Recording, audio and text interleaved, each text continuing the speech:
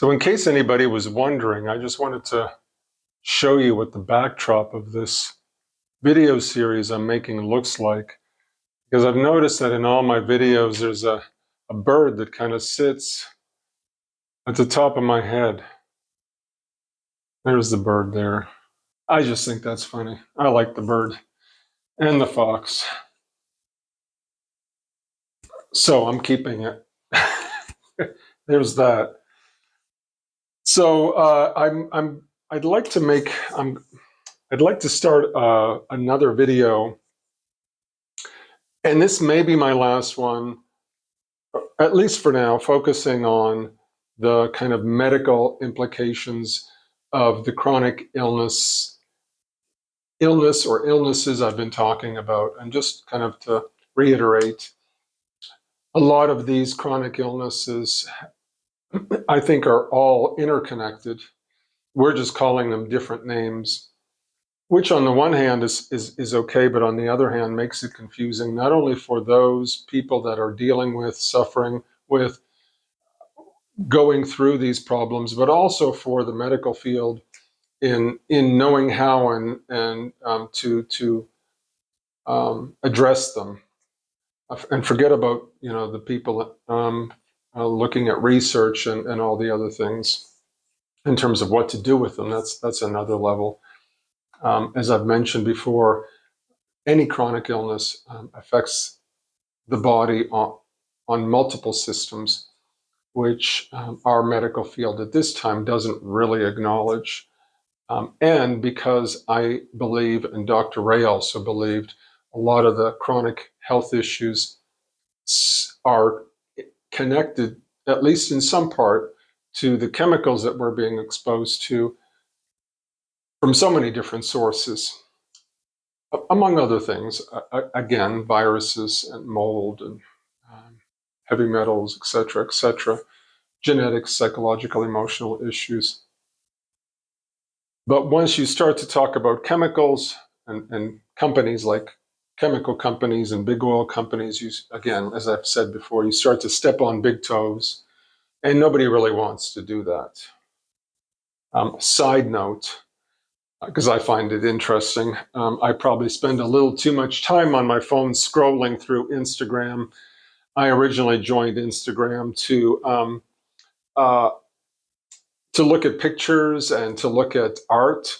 And I've been finding myself browsing through a lot more so-called political posts, information from people, which a lot of times I find very interesting. So I don't know if any of you noticed, but we don't seem to hear anything about Greta Thunberg. And we haven't heard anything from her recently. And some people have speculated that she's basically gone off the radar or disappeared. Turns out she's working harder than ever. And then you might ask, well, why haven't I heard anything from her? Well, basically because the news coverage has stopped reporting on her. As some of you know, Greta Thunberg came to the spotlight because she went on a school strike for climate change in support of doing something about climate change, which looked really good, right? The optics. You've got this young person that's wanting to do something good for the world, and these other young people that are also going on school strikes. Well, recently, Greta Thunberg started talking about the economic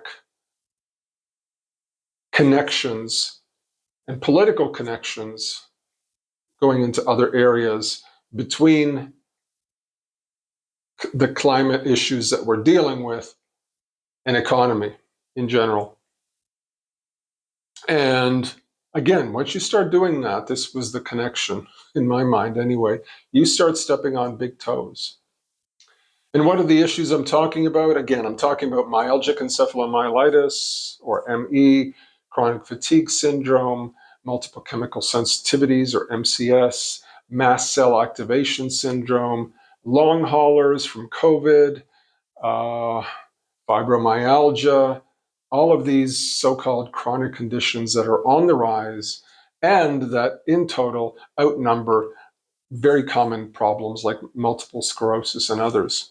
So it's a big problem, and which is part of the reason I'm sharing this information, because I'm hoping that in some way my experience going through all of this can help others as well.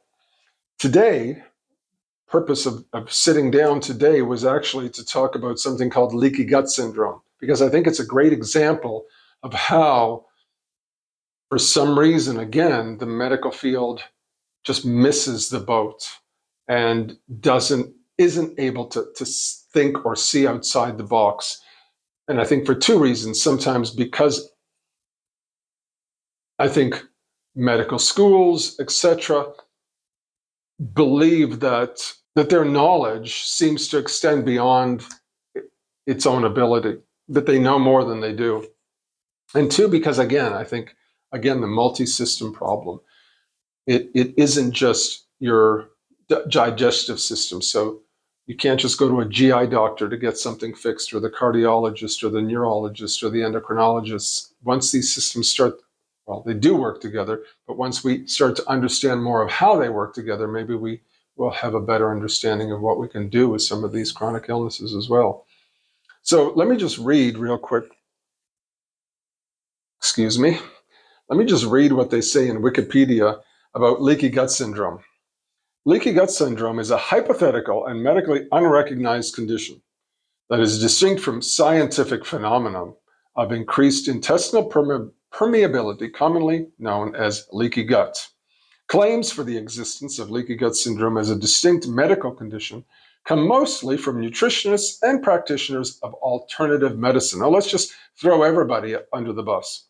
Proponents, I love that word as well, claim that a leaky gut causes chronic inflammation throughout the body that results in a wide range of conditions, including myalgic encephalomyelitis. Well, we were just talking about that, chronic fatigue syndrome, rheumatoid arthritis, lupus, migraines, multiple sclerosis, and autism.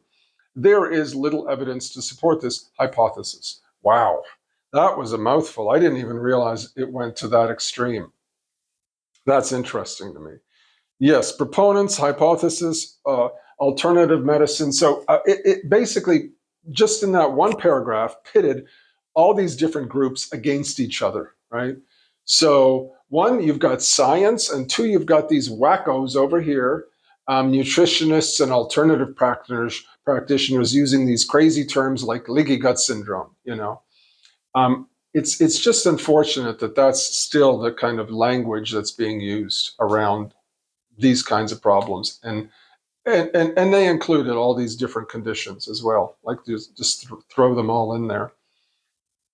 We now know, and there's plenty of research around that, but I'm not a researcher.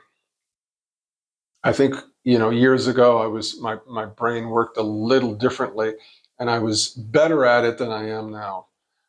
So I have other kind of focus and goals for myself and the clients I work with now, which are different. But the point is that there's now research showing that the gut biome has a huge effect on our overall health. And you can do your own research into that. So why is that? How is that? Again, I don't think we understand that enough. How does leaky gut fit in? Well, leaky gut on a simple level, or leaky gut syndrome, the idea behind it is that yeast or other pathogens, like maybe viruses, in my case, cytomegalovirus or CMV, damage the intestinal wall. Now, I don't know if it does. It could be that it also damages the neurological system or the immune system. But the idea was that it damages the intestinal wall, causing increased permeability, which means larger molecules start passing into the bloodstream, foods, pollens, etc., chemicals even, that then create this allergic reaction in your body to these things that normally you wouldn't be sensitive to. But all of these conditions exist. Food allergies, pollen sensitivities do exist. So how does it all work? Again, nobody really knows. We talk about histamine and all these other things. But I think I'm a good kind of case in point, which is why I'm talking about this. In fact, Dr. Ray had me in one of his textbooks because of the interest that he had in my case and how everything turned out. So after Dr. Ray did my surgery, I'll keep going with this thought. After Dr. Ray did my surgery, where he took out most of my colon, so I had a colon of over 6 feet, then he left me with about 1 foot of colon, took out the ascending and descending parts of my colon, left me with about 1 foot of colon. My food allergies went down about 70 to 80%. I would say maybe 75%. So how did that work? That's the $1 million question. Nobody really knows. Literally 75%. All of a sudden, I was able to eat foods I wasn't able to eat for a long years. Now, I did do other things to continue to improve and to continue to work on myself. And I will get into all of that when I start talking more about healing and that part of my process. And I'm not going to use the word alternative medicine. I'll use the word integrative or complementary because I don't want to pit two factions against each other. I would like to see the medical field and the complementary or integrative field work together because they can and do. Nevertheless, but how did that work?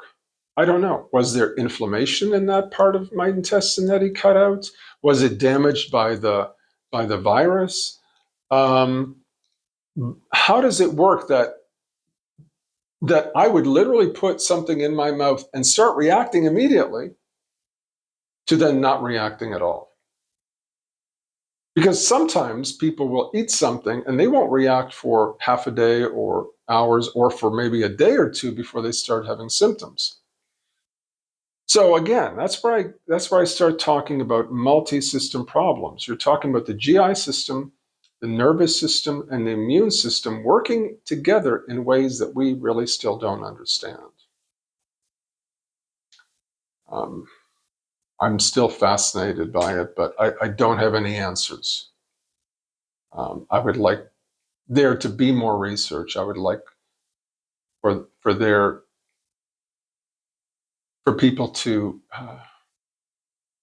do long-term studies in the area. I know after my surgery, just on a fun note, I would say to people after my surgery, I was like when I start, and I'm not talking about mild maybe allergies, but when people would talk to me about severe food allergies, I would say, "Oh, you need colon surgery." That works. That worked for me. Again, and I don't think anything's that easy, but there's something there, right? There's something there. Now, one other interesting note I'll share, and then I'll leave it at that, is this. How did Dr. A figure out what part of my colon was good and what part wasn't good? He did a barium enema on me. Well, I did the enema, but anyway, a barium enema is where you fill your colon with fluid that has barium in it that gets picked up by X-rays. And so he could see that my ascending colon and descending colon were, instead of this big, filled with barium enema, or filled with barium, they were like this big. And I don't know if visually they looked bad or if there was inflammation there. I honestly wish there would have been some testing done, but I don't know if that would even be possible. But what I do know, and this is why I'm mentioning this, is that years later, my mother started having more colon issues. Now, she never had a virus like me, so she didn't have all those other symptoms, the food allergies and the muscle problems or chronic fatigue or any of that, but she was having digestive issues. And so at one point, a doctor suggested she have a barium enema. They did a barium enema, and her colon looked very much like mine. So my colon obviously had always looked that way. To some degree, maybe it got worse because I was doing so many colonics over the years that I was sick. But it always looked that way in terms of the basic anatomy of it. So why all of a sudden did all these food allergies develop, and why did they all go away when those parts of my colon were removed? You know, at the time, I know I told Dr. Ray, just take the whole colon out if you have to. Um, I was willing to do anything because there was really, I was at the end of the line, end of the road, so to speak. And on another side note, now that I'm talking medical, um, I know of people who've had their colon removed, completely removed, and not need a, I think it's called a colectomy bag, something like that. I'm not sure of the exact term. Basically, where you have a bag outside of your body since you don't have a colon. I think in some cases they're able to, or your body is able to adapt, and the end of the small intestine starts to function as a colon. And so you're not just, excuse me, I know, pleasant subject, you're not just having diarrhea all day, which is what normally would happen, hence the bag. So the body is very interesting, and there's a lot we don't know. But I know this is very. I don't know if it's that technical, but it's just an interesting area for me going through all of that, and I think an interesting area that affects a lot of people in different ways, but I think in ways that we fully don't understand. And again, for me, I'm just sharing information, hoping it's helpful, and maybe bring some awareness to some things that maybe you haven't thought of. So thank you for listening. I am going to start making videos from now, focusing on, besides what I did on a physical level, what other things did I do to encourage and support my healing journey? Because it didn't just end there. I had colon surgery, I got well, and I was up and running after being chronically sick for 8 years. So what other things did I do to support myself, and what do I do, or what do I continue to do to maintain and support myself as on this journey that we're all on, right? So that's where I will continue and go from here. All right. Thank you again, and be well. Bye bye.